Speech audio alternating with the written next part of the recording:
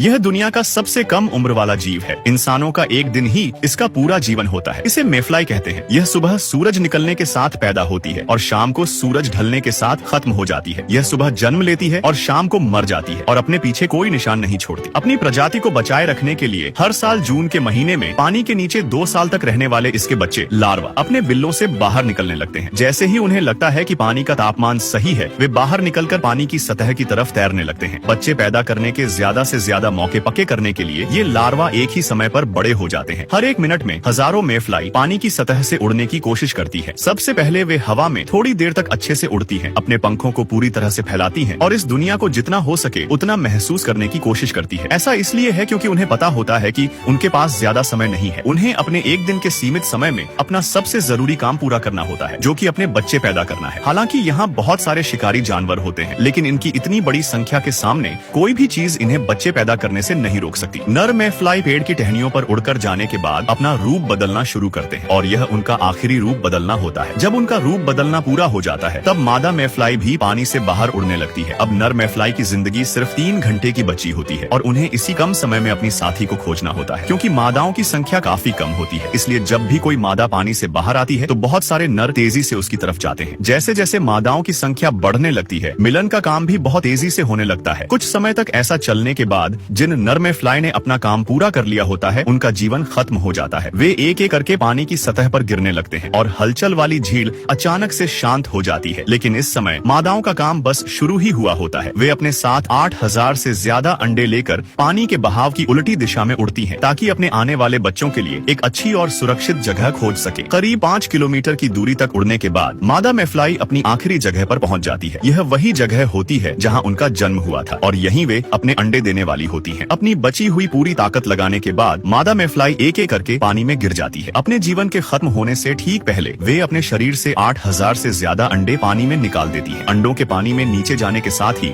यहाँ एक नए जीवन का चक्र शुरू होने वाला होता है और इसी के साथ मेफ्लाई का छोटा सा जीवन खत्म हो जाता है। वे इस दुनिया में सिर्फ एक दिन के लिए ही आती हैं। वे जन्म के समय पानी के नीचे से आती हैं और मरने के बाद पानी की सतह पर ही रह जाती है। वे अपने साथ कुछ नहीं लाती हैं और मरते समय भी अपने साथ कुछ नहीं ले जाती हैं।